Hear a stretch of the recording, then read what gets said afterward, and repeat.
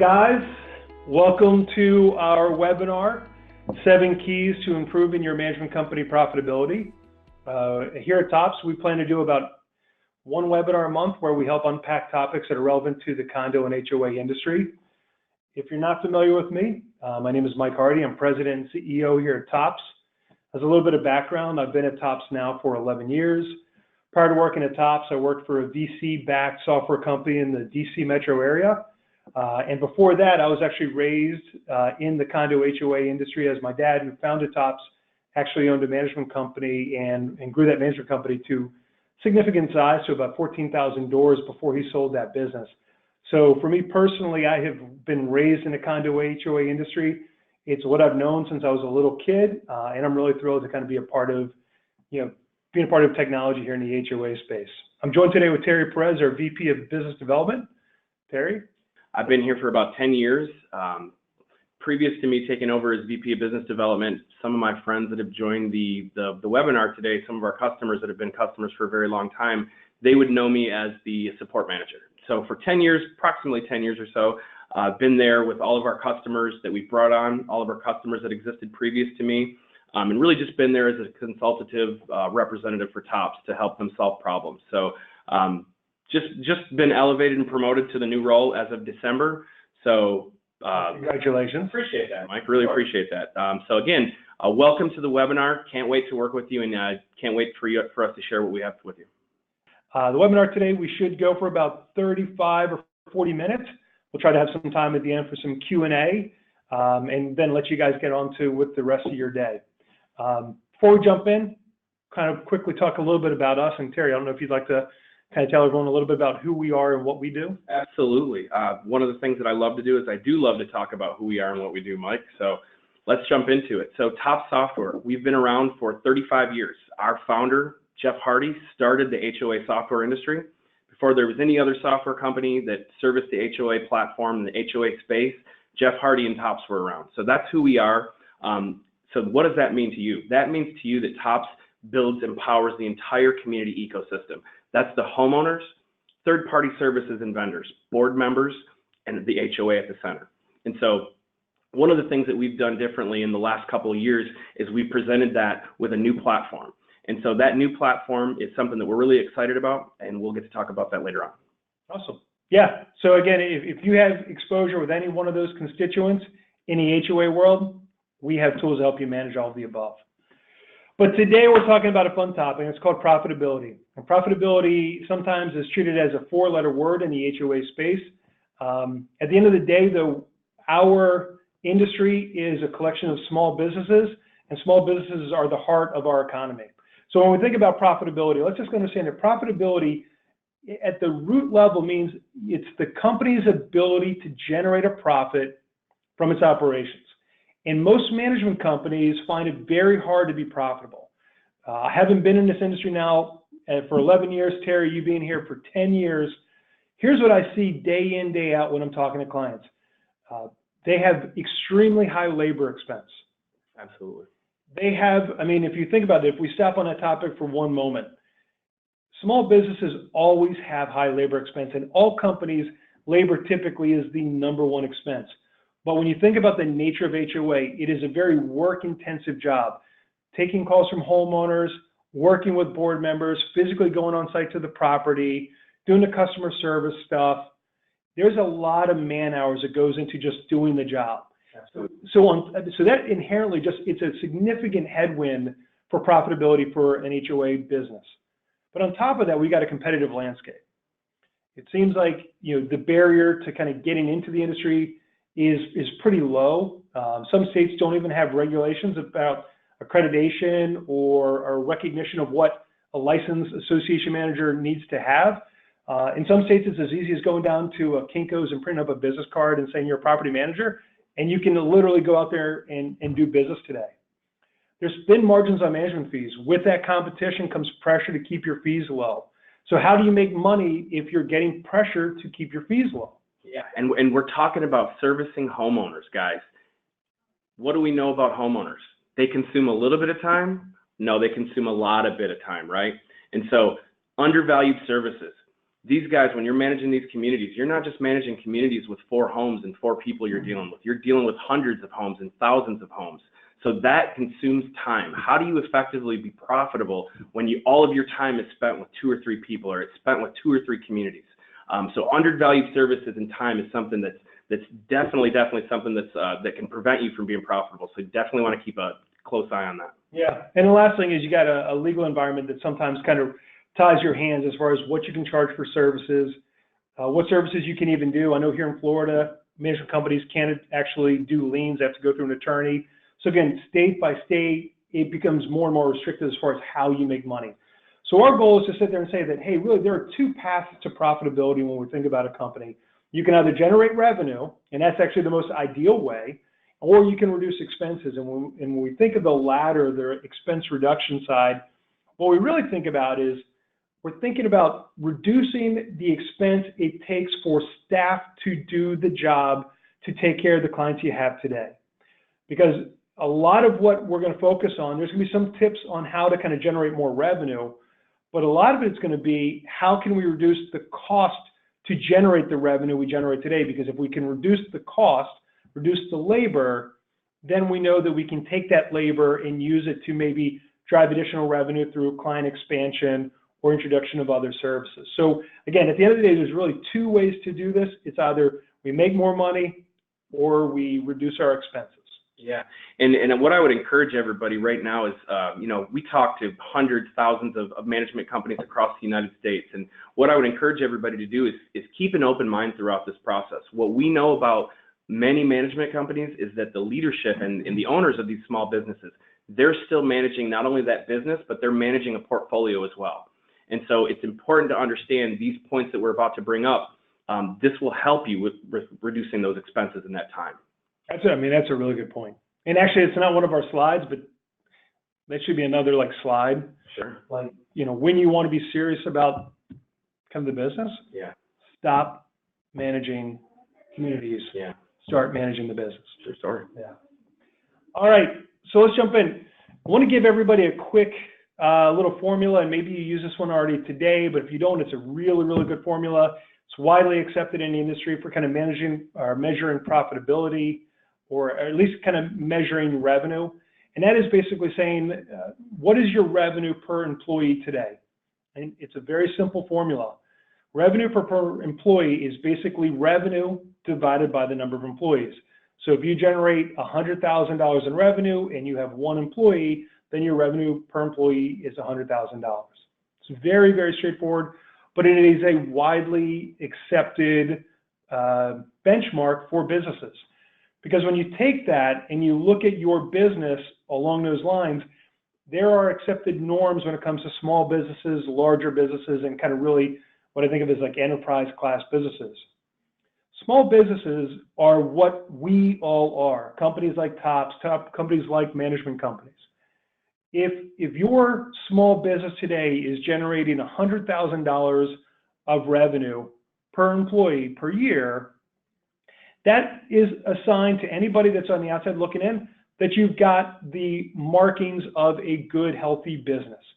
It doesn't say that you're necessarily profitable because your expenses per employee could be $110,000, but it tells somebody looking in that you're at least generating sufficient revenue that, based on the size of the business, you are at least kind of showing that you're generating revenue at a sufficient level. So one of the tips we'd like to present to all you guys, and if you're not doing it today, that we encourage you to start doing it, is if you're measuring your business, begin to measure your business today based on the amount of revenue you generate per employee per year, because it's a very easy metric to track. And then it's something to kind of look back on year over year. And keep in mind, if you're north of $100,000 of revenue per employee per year, you're probably in a really good spot. So that's a really job well done. When you think about a larger business or premium business where you say 200 or 300,000 of revenue per employee, we're talking about companies with 1,000 plus or publicly traded companies. So we're talking about companies that operate on a very different kind of stratosphere than we do in the HOA space. So it's one of the little kind of measuring things we want to share with you guys today. And with that, let's jump into profitability. We got 7 keys to profitability. Not every one of them maybe is applicable to every type of organization, but we do think that they're generally good best practices. It'll help your business either drive more revenue or reduce the cost to generate revenue for your business. So those are the two things we're looking to help you guys with today. First thing, and again, not to be self-serving, but technology designed for the industry. Yeah, technology designed for the industry, guys. This is a big job, and the reason that we know this is a big job, part of my 10 years at Tops obviously was managing the support team, right? And so when you call us for support and you call us for engagement, what do you expect from us? You expect that when you speak with us, we're the master of accounting, we're the master of property management, and not only are that, we're the master of software, right?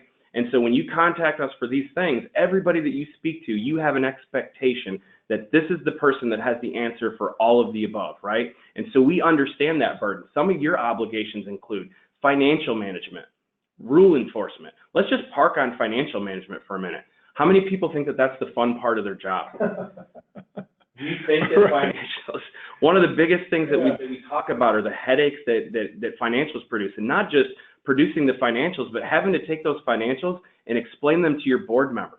I don't have to ask how many people have sat through a board meeting on this webinar, but if you've ever been to a board meeting and you're explaining those financials, I mean, it's like pulling teeth sometimes getting people to understand that. So being a master of the financials, being a master of rules enforcement, not only is it a tough job to keep up on these things and stay up on top of the follow-up, but you also have to be crafty about it. How many have been on a ride-through? How many people have been on a ride-through and been chased out of the community? I mean, get this creeper out of here, right? The cops called on them. The cops called on them. I mean, squirt guns, everything, right? These are tough jobs, and so some of your obligation, managing communications. How many here have more than 5 people that work for your organization? If you have more than 5 people that work for your organization, you know that it's tough to keep everybody on that same page. Sure. When you're out there facing your clients and you're out there communicating with your clients, what's most important is that everybody's on the same page and everybody's ships are flowing in the same direction. Same goes with the board of directors, supporting and managing communications with the board, reporting on the health of the community. What is the state of the collections? I mean, is 70% of the people delinquent? What's going on in that community? That's something that you have to do. Staying on top of the budget and making sure that that's visible to the board of directors and making sure that that's visible to the community. Getting maintenance items addressed, inspections we went over, working auditors with developers and attorneys, handling resales, providing the community documents to the homeowners. These are a really, really big group of things that you guys are obligated to do. And this is part of your job. And this is something that you have to do happy, and you have to present the best image of your company while you're doing this. So how do you do that? How do you do that today without technology? One of the things that we know what our clients are accustomed to doing, and guys, we work with customers all over the United States. We have top software in their office, and because of that pounding industry that you work in, where you guys are at tunnel vision and you're not able to get everything that you need out of this software that's installed, you're still out there using Excel. You're still out there using pens and paper while you're doing your inspections. You're still out there taking 52 pages of income statements and balance sheets to those board meetings when you could just be doing it on an iPad. So technology in this industry is extremely important. No, dude, like actually I'm feeling like my blood pressure rise talking about this. But you think about that, it's like the job is hard enough.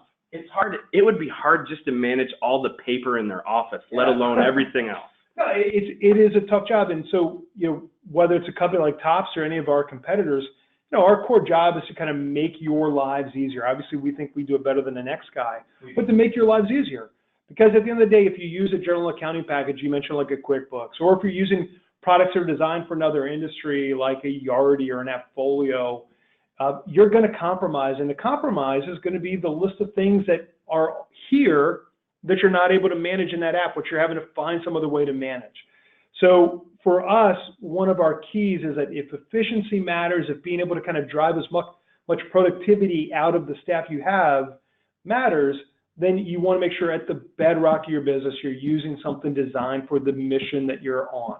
So again, our tip on this, make sure your systems are optimized for the condo HOA market, and where you need to use multiple systems, just make sure that they integrate. Yeah. The worst thing you can do is have a silo of data here, a silo of data here, and these things not talking to each other, because then in order for them to work together, it means that you got to put labor in between them to make that happen.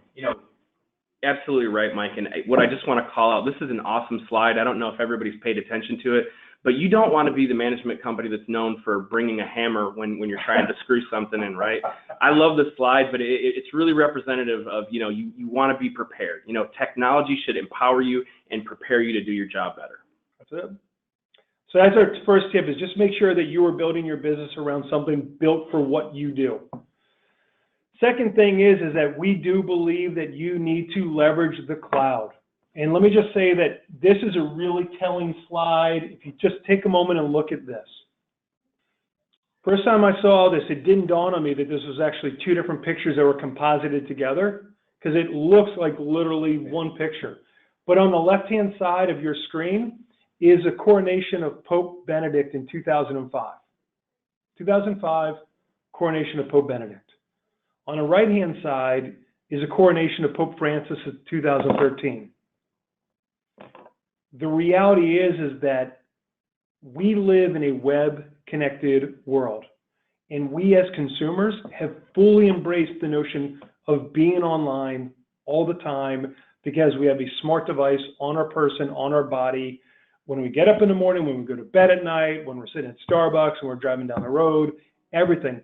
This picture shows you just how far we've come in a very short period of time. So when we think about this in community association management in the year 2020, the reality is in today's age, business is taking place everywhere. It's not just physically at the office when you sit down at your desk at 9 and then you punch out at 5. This industry has never been that way. If you're a manager, if you've gone to board meetings like Terry said, you know that sometimes you're at the community 10 o'clock, 11 o'clock at night, at the board meeting once a month. Business is after hours. You don't know when there's an emergency. You don't know when a pipe's going to freeze. You don't know when there's going to be a fire. You don't know when someone's going to break in. None of these things are under your control, but you need to be able to respond. So again, if you're choosing technology for your business, it's going to enable you to be as productive and efficient, as profitable as possible. You want to be web-based. You want to be mobile responsive, meaning that it works on a phone just like it works on a laptop or a desktop. That it can work on any device. Again, it can work on a phone, it can work on a tablet, it can work on a Mac, it can work on a PC. And most of those applications are subscription-based. Why that's important is that subscription-based applications generally mean that you don't have the high capital expense or high capital expenditure to get that software in place, which again is all about preserving your capital. So some of the benefits you can see here: enabling your staff to manage information on any device anywhere. Again, you don't know when an emergency is going to creep up. Being able to have your people use their phone or tablet to get information and take action without having to turn into the office or wait for the next day, it makes you guys more productive. That's right. Yeah, and Mike, I'll add this, it's not on the slide. Again, this is one of these golden nuggets that just comes out of my head sometimes. These are our customers. It's a competitive landscape out there, not only for competition, but also for them to get good talent, right? Yeah. And so our customers out there right now, they're looking for that next great property manager, and they're looking for that next great PCAM that can really take on and put customer service at the forefront of what they do.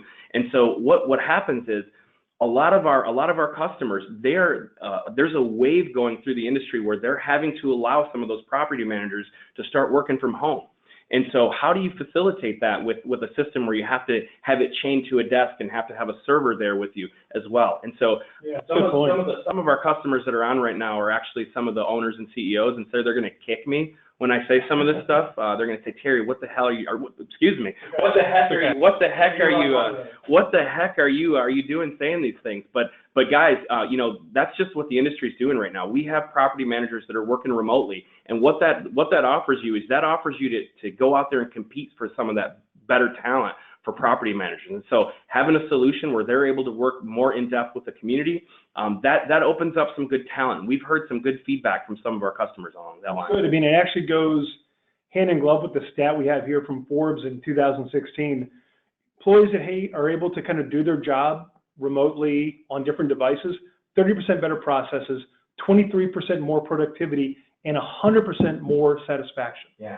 So again, if you are trying to protect your margins, be more productive, and keep your people happy, tools that allow them to work anywhere are a way to do that. Sound good? All right, our third point when we think about how we get to more profitability is this is both a way to make more revenue and also a way to kind of reduce expenses, and that's looking at how you do print and mail. Here's some things that we know about this industry. You're not going to get away from paper yet. I have been in this industry now for 11 years. I've been hearing about people going paperless for 11 years.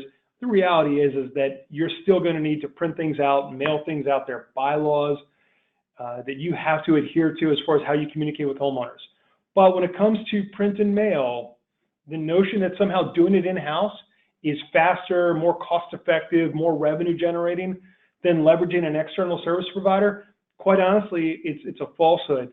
Because when you think about the time it takes to get something from your office out, even if you're using a giant Pitney Bowes machine, even if you're using a sorter and all the other kind of things, it's still going to be manpower to get that item out the door.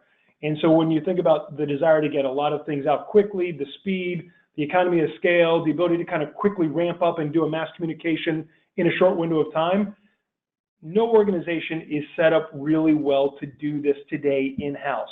And one point on kind of outsourcing before we kind of jump further in is outsourcing sometimes is kind of seen as a bad word. You know what I mean? Like, it's like, we don't want to talk about it. You know, they hired us because they trust us to do everything. I would just sometimes want to tell community managers and management company executives, you guys are awesome managers. Yeah. An association hires you because you're great managers, but that doesn't imply that you're the best print and mail shop in town. And when you think about it, we've got some stats here from a pretty big print and mail company, and they did a study with a very large company and their own print and mail costs, and they found that the average cost per piece is 16 cents cheaper to outsource it than it is to do it in-house. And the dirty little secret is that whether you print it in-house or if you have somebody outside do it, as long as it gets to the homeowner, the board member, the client, whoever it needs to get to in a timely fashion, that's what matters. And if you can outsource that and still have your handling fee on it, you can still make the same or better margins than if you do in-house without any labor content. Yeah. So you can drive more revenue because you can get the benefit of that spread between the in-house costs and the outsource costs, still preserving what your billback rate is to the association and no labor. Yeah. And Mike, I'll say this, you know, this is part of what I spoke about of having an open mind. I know you, property management owner, company owner out there right now, you're thinking, you know what? I have this as a profit center for me right now. And every single month I'm counting on that as part of that revenue. And so it's hard to release that. And it's hard for a small business owner that is also managing 5 communities or managing 7 communities and also responsible for the business to think outside the box. And everybody here is guilty of having tunnel vision. Once you get in your tunnel and you have your flow and you have your agenda that you do, it's hard to look outside of that. And so one of the things that we have is we have some great testimonials. If you have interest in this, of people that have went this route, that have decided to still build that back to the community and still maintain their margins, but what do they have time to do now? They have time to go out there and win business. That's right. They have time to go out there and service their better customers, the customers that are worth more, the customers that are generating more profit. You know, it's a decision like that you have to have that long-term goal where the ROI on this is going to be something that's obviously it's not immediate. You know, you definitely have to have a plan, but the benefit of this is sometimes something that you don't see right in front of you. No, it's a great point. And you're right, dude. We fall into these mental kind of traps where we do it this way because we've always done it this way. Right. Or we made a decision 5 years ago and we think it was the best decision at that point, but we don't go back and reevaluate it. Absolutely. This is one of those things. Reevaluate how you handle print and mail. Reevaluate how you charge for print and mail. Right. Just make sure that you're not sitting there thinking you're making money on this, and in reality, it's costing you staff time that could be used elsewhere. Yeah. Good point. Not to mention the timeliness of these things. You know, everything that they print, there's a timer on that, right? It has to be delivered by X date. It has to be presented by X date. It's not just the time saving. It's how many remember to do these things. Are your financials always on time? Do your collection letters go out on time every week? Yeah. You know?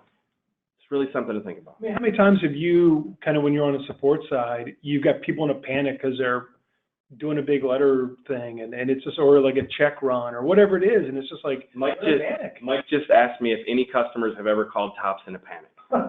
I would say no. Yeah. And I'd be lying.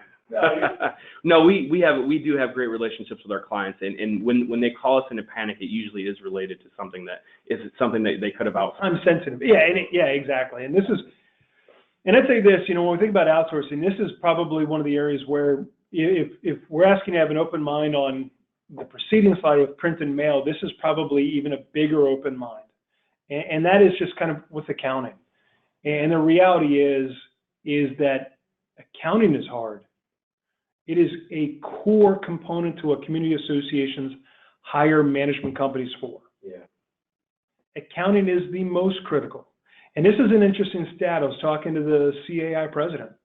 Greater than 50% of CMCA applicants failed the accounting portion of the exam. So these are people that are going into the industry, that are getting the basic level of accreditation to demonstrate that they're committed to this industry, and they fail the accounting portion. I don't know, I personally don't know that if you're that person who doesn't have a full grasp of the accounting intricacies of this industry, like, I'd be very nervous if I'm in that cohort of people that didn't pass. Absolutely. It's not just accounting, it's CAM accounting, right? Yeah, that's the thing, it's CAM accounting. very specific. Very specific, yeah. And so when you think about this, we call them PMCs, property management companies, and SMAs, self-managed associations, do not have a professionally trained accounting staff. How do we know that?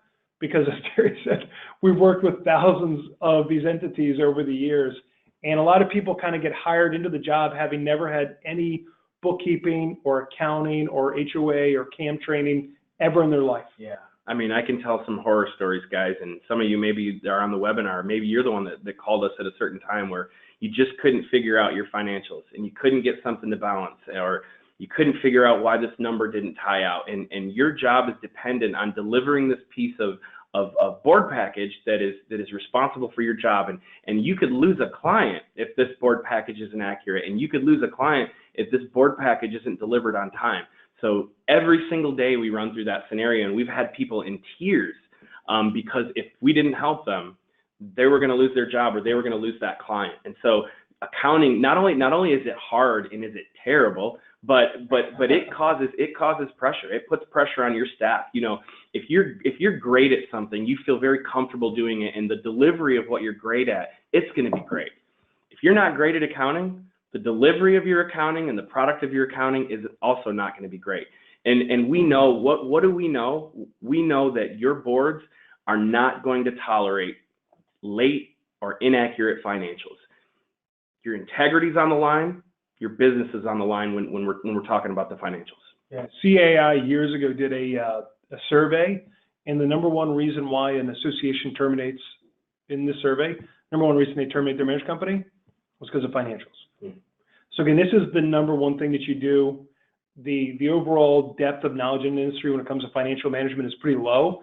So some of our recommendations when it comes to how you improve profitability and efficiency on this: one, think about bringing in an accounting outsourcing firm to take over the financial management of your portfolio from you.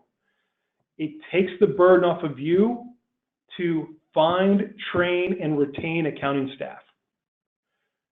That's hard. It's hard to find competent bookkeepers and accountants out there today. If you can let somebody take that work on and they train, retain, and do the work, and you just pay them a small fee for it, that may be the most sensible thing for your business. It gives you a fixed, predictable cost for your business to grow. So if you know that it's going to cost you X amount per door per month to have somebody professionally manage the entire accounting lifecycle, that means you provide the management and the customer service. You know exactly what your margins are in a much more predictable way than the up and down of hiring, firing, training people. The last point, though, on the left about why outsourcing makes sense, and this is something we see all the time. We see management company executives that are feeling held hostage by their accounting staff because they feel like if their accounting staff were to up and leave, they would be up, what creek. Yeah. I mean, think about that. who is going to be the hardest person to replace? How do you know, if you're not an accountant yourself, how do you know that you're hiring a good accountant? How do you know that you're hiring somebody that's going to have those financials out, delivered on time, and delivered accurate?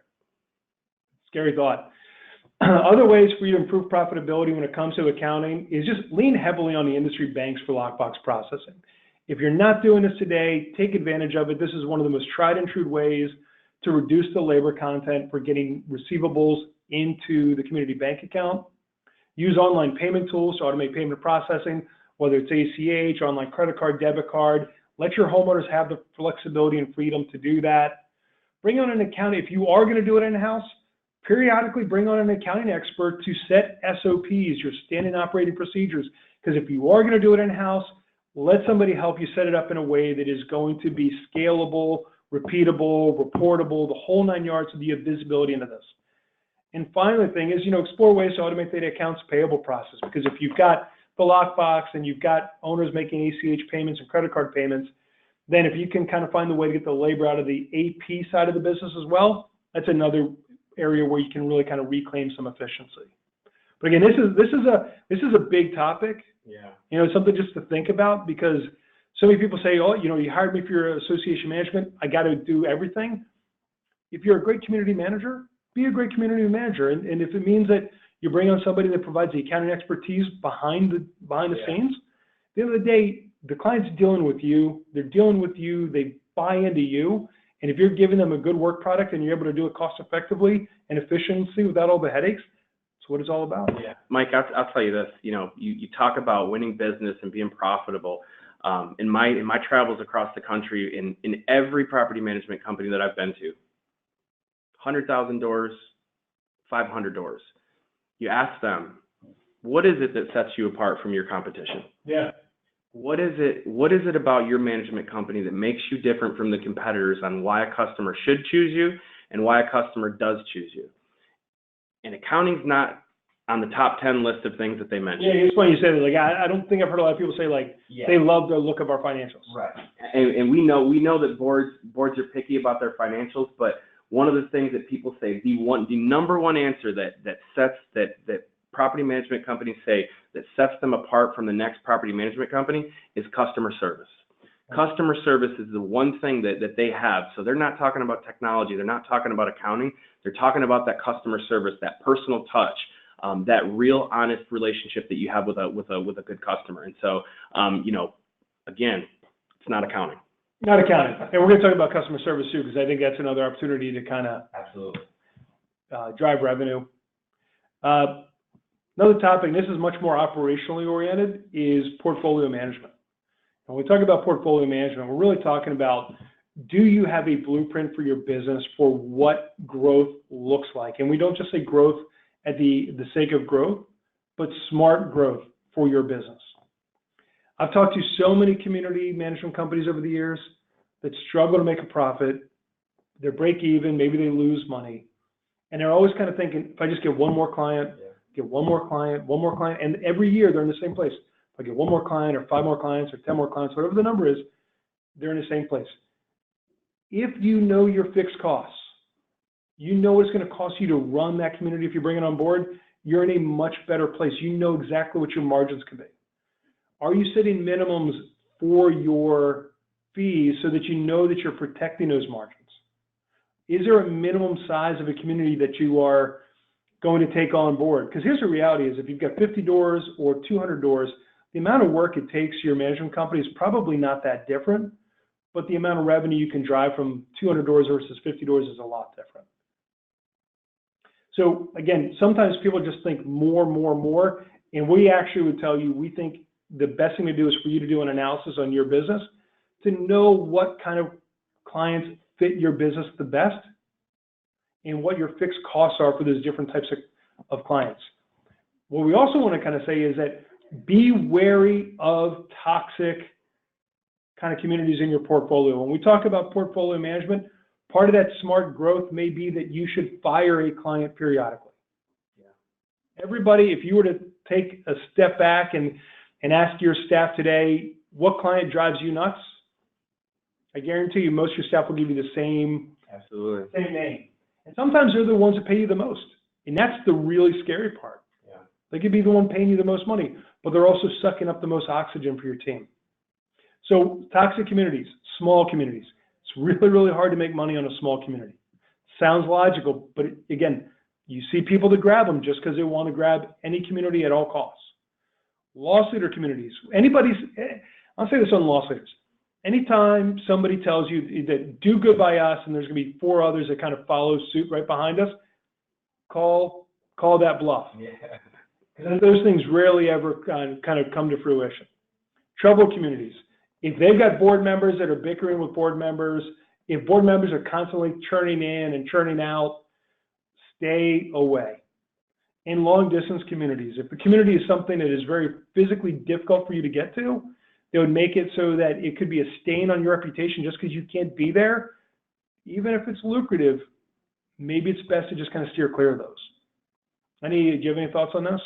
Yeah, absolutely. You look at these examples and you think about, what's common among them all, and they consume time. They consume too much time, right? And so you have to look at it along the lines of, is this time worth it? What is this time something that I could be doing that's going to help me grow the business? And why is that important? Because you want to be scalable. If you're going to grow and you're going to be more profitable, you have to make sure that you're scalable. And so if you have community X that is taking up 90% of your time, obviously that's an indication that something's not healthy. Yeah, it's a great point. I mean, everything we're talking about today is either be more profitable or reducing expenses. If somebody's taking a disproportionate amount of your time, get rid of them, use that time, use your staff time for something more profitable. Absolutely. You talked about it before, customer service. Dude, I felt your passion on this. It's what I've lived for 10 years. Everybody says customer service is what sets them apart. Yeah. And I always kind of say, they can't all be right. No. I mean, like if every management company says what sets us apart is customer service, somebody's wrong. Yeah, and customer service doesn't, like Mike said, it doesn't mean that you agree with your customer every single time. Not every time. If anything that you agree with us on is when those homeowners call, because they do call every single day, you don't always tell them that they're right. Absolutely. Yeah. So, customer service, we talked about it just for a second there. It's very important to not lose sight on customer service. How customers interact with your company, that's a reflection directly on you and your way of operating your business. What we know about this industry, it's a word of mouth industry. It's not the biggest part of real estate. It's not the largest part of real estate. It's a small niche market, and it's a big word of mouth industry. And so if you have that person on your staff, Mike kind of alluded to it with the accounting people. Not to trash the accounting people today. This is not an accounting bash. You absolutely have a hard job, but sometimes you look in those organizations and they can be some of the grumpiest people, right? And so you definitely, the people that are not strong with customer service, you definitely want to keep those people off of the front lines communicating with your customers, because it's extremely important, that word of mouth. One of the things that we gauge ourselves on here at Tops is we gauge ourselves on the ability to collect what's called an NPS score. And that NPS score means a Net Promoter Score. Judged on a scale of 0 to 10, the only way that we win and get a positive score is if you give us a 9 or a 10. And that 9 or a 10 tells us that when you're talking to somebody else about our brand, our services, and our product and our support, that you'll recommend us and you'll give us a good word of mouth. So customer service, it cannot tell you how much that means. You look at things like this, and Mike nailed it with the world going to mobile technology. You look at Microsoft. Microsoft has decided to take their technology to the cloud. That means that everything's accessible at your hands now. And so what does that mean? When somebody makes you mad, you can go out and put a bad review on them, right? And I'll tell you a story. It's a tough story, but it's the truth, right? I was working with a client, and the client happened to have some problems with their financials, and bless this client's heart, they're a longtime client. They definitely have some challenges with bookkeeping. And here's the thing. Probably a good candidate to find an outsourcer. Probably a good candidate to find an outsourcer. One of the nice things that I like to do is when I have these discussions, if somebody contests me that their bookkeeping is not, if they say that their bookkeeping is spot on, I like to go and look back at their support ticket history, right? Yeah. And I like to look at that support ticket history, and I'm like, all right, well, this doesn't look like that's the case. And so a client was having some problems with their financials, and they brought up some reviews, and it made me go and look at their reviews, right? And I started to look at a good amount of our customers' reviews online, and just saw the brutality that the homeowners kind of wreak on them. And so these are things that you don't have full control over, but you should have a very, very good handle on these things. When somebody files a complaint online like that, or they're unhappy, they're going to go, and that's how your company is going to be represented.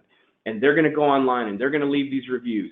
I've talked to some of the top cutting edge management companies in the United States, and they've actually went and invested the time in taking care of this. And it's crazy to see a management company with 4.5 or 5 or close to 5 stars when you look at a review.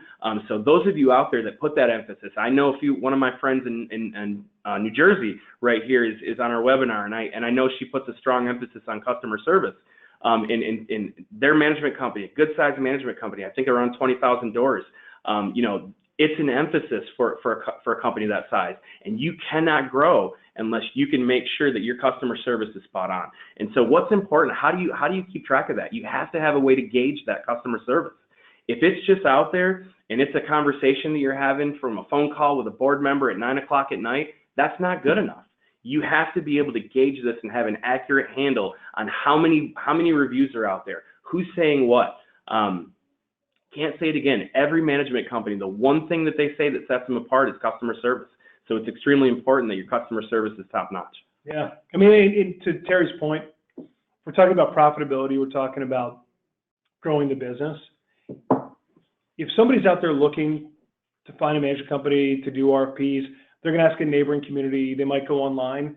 You probably have reviews for your business today on Yelp, on Google, on other services, maybe even like an Angie's List. Have you gone out and looked at those lately to see what they are? Because here's the thing is, if word of mouth is what kind of drives decision making, are you losing deals today You don't even know about. that you don't even know about because somebody went online and saw like that you've got a 1.8 on average review on 15 reviews on Google? Do you think a management company or an association is going to say, I'm going to roll the dice on that one? Yeah. No, they're not. I mean, you've got to make time to manage these things. You got to be proactive about it. And, you need to be working every angle you've got. The vendors that you work with, other providers, get some way to get a channel of opportunities funneled your way. Yeah. Here's what we know. The behavior of consumers is changing. And this works in all of our advantage.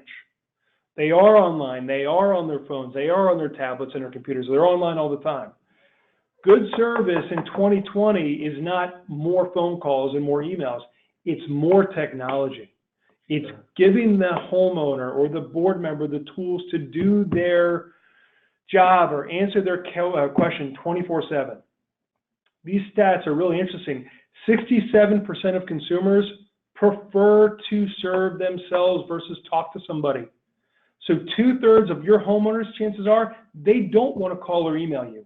They're trying to find how to get something taken care of without bothering you. Because 75% of people, even more, start online before they even pick up the phone.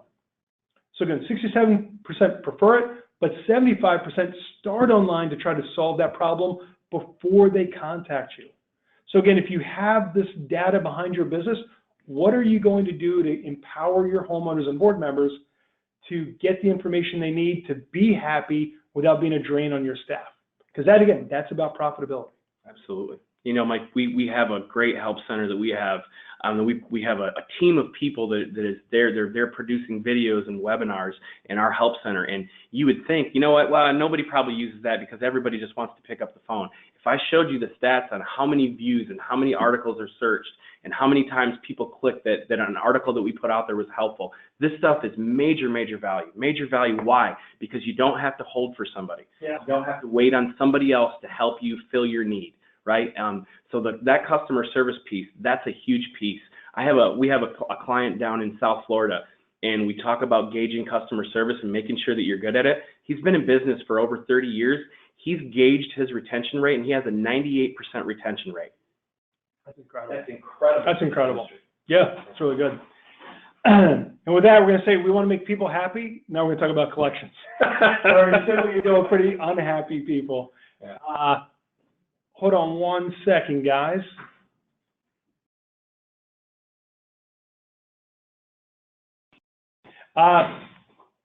So collections into a profit center. Here's one of the things, and this is probably not a fun point. Some of you guys may be doing this today, but if you're not, think about collections, how you're managing collections. When you acquire a community, when you reply to that RFP, are you taking into account what the anticipated time of processing delinquent owners is going to take you and your staff when you acquire that business? Chances are most management companies I talk to, they do not. So if you acquire a community, you have to figure that most typical associations, if they're paying monthly, around 10, maybe 15% of those homeowners could be delinquent at any given time. For communities that pay on an annual dues basis, I've seen the number be as high as 25%. Could be delinquent at any given time. Oftentimes your management contracts are not set up in a way that adequately compensates you and your staff's time for chasing down the money to get the money from these delinquent homeowners. So when we think about what is involved in collections, it's not simply just like knowing who's delinquent, but it's fielding the phone calls from the board, from the homeowners themselves. Because as soon as you tell a homeowner delinquent, they're going to turn around and pick up the phone and call you, and they're going to tell you why. So it's maybe work with them on a payment plan. And not only just set up a payment plan, but then how do you administer that payment plan to make sure that it's being respected? It may be that it gets so delinquent you have to work with attorneys. You know, they bill for their time. They're not cheap. If you're going to have to work with these guys, you need to make sure that you and your staff are adequately compensated for your time. Following community-specific policy. I mean, this is really important. The declarations oftentimes will have a collections policy. That policy can change community by community. So the fact that your staff has to be smart enough to know this is what we do in community A, this is what we do in community B. It leaves you very little room for error, because if you make a mistake, whatever that collection proceeding could be, it could get thrown out because of some misstep by your staff. So when we think about collections and profitability, we think collections is an opportunity that if your management fees are being kept low, this is a place where you can set additional fees to recoup some of the expense for your time, your staff's time. Assess a fee for every single thing you do collections, every letter, every phone call, everything you can itemize and document, set a fee for it. If you send a letter, set a fee for it. If you're sending something to the attorney, set a fee for it. If you're having to kind of work to get a lien underway, set a fee for it. Those fees are typically paid by the association, and then ultimately the homeowner pays the association back. It is a good way to compensate yourself and your team for the extra time these delinquent owners are costing you. And if you can, use an accounting system that allows you to program how the collections should work in that community. That's really important, because if you can set a fee structure which allows you to be recouped for the time and effort, and you can use a system that helps you to automate it, then it actually, you're reducing the labor and you're increasing your profit, and that's kind of a win for everybody. At the end of the day, you want to help the association get that money, drive delinquency down, because, and our tip on this one, if you can show a history of success for your communities where you're driving delinquency down, that is something you put in your marketing materials to help you win new business. So you can drive more revenue, you can reduce your labor and win new business, all by just having a better, more documented, aggressive collection policy. Absolutely. Yeah, the collections, it's never something fun that you want to talk about, right? But like Mike said, how better do you look if you come away improving the collection status within a community? One of the things that we've saw on the support side, collections was something historically people are really afraid of. Because it's hairy in itself, right? And sometimes it can be tough to set up. Well, one of the things that we know is that we have experts here that can help people with collections. We have people that are in our industry that have experience with rolling out collections. And you might have some of the people that are out there today that are listening. Well, I already have clients and I already have a collection policy, but I'm not doing that. I'm not charging this fee. I'm not charging that fee. How do I do this now? I'm at the start of the year. We've already had our annual meetings. We've already went over everything. How do I get this rolled out to where I can improve my lot in life right now today? So the easy answer is, for your new clients, start doing that with your new clients. Yeah, good point. First and foremost thing that you can do is make sure that anybody new that you onboard, any new community, that you make sure that you have this policy in place. Why? Because you're leaving money out there on the table if you don't. And so one of the first things, make sure that you do that and implement that for your new customers coming on board, And if you want to know how to implement it for your existing customers, make sure that that's something that you reach out to us with. We have some PCAMs here, and we have a few people that have experience doing this within the year like this. So please make sure that if you have an interest in that you reach out to us. You know what's funny is I literally thought we could do this in 35 minutes, 40 minutes. Dude, we're coming up on an hour. There's no way that you put you or I in a room and expect that anybody's coming out there. All right, so recap what we talked about today. 7 keys to improving management company profitability. Use technology designed for the industry. Focus on using the cloud to recapture as much time for your staff and improve their lot in life. Look at how you handle print and mail. Outsourcing may be the better choice for you. Look at your accounting workflows. Again, outsourcing there may make sense. It may give you that predictability and protection that you need. Do portfolio management periodically. Cut out bad clients. Get rid of those toxic clients. Provide great customer service, but measure it and manage it. Don't just sit there and say you do, but be able to kind of document that you do. Manage those online reviews and provide some self-service tools for your homeowners and your board members. And look at collections. It's a big time sink. Make sure you're getting compensated for it. I would say we got time for Q&A, but we really don't actually have time for Q&A. All right. So I'll just say this. If you have questions, we have the ability to kind of go back and follow up with each one of you afterwards. So if you have a question, please put it in there. We've got it in the log or the transcript for afterwards to follow up with. We do have an iPad we're giving away to one attendee. Do you know who it is? Why don't you tell me? I do. Let's see. So the iPad winner, I know that's what everybody's here for. We are here to announce that Rinku Agarwal has won the iPad. Congratulations. Congratulations, Rinku. We will reach out to you after the webinar to get all your details so we can get that out in the mail to you. Congratulations. Thanks for being here today. And again, just kind of recap on us at Tops. We are Tops. We've been around for 30 plus years. Focus on the HOA market. We provide software as a service for the complete back office automation. We have tools for engaging owners and board members completely in an integrated fashion. And we also have the services to actually be your accounting wing if you need help on that.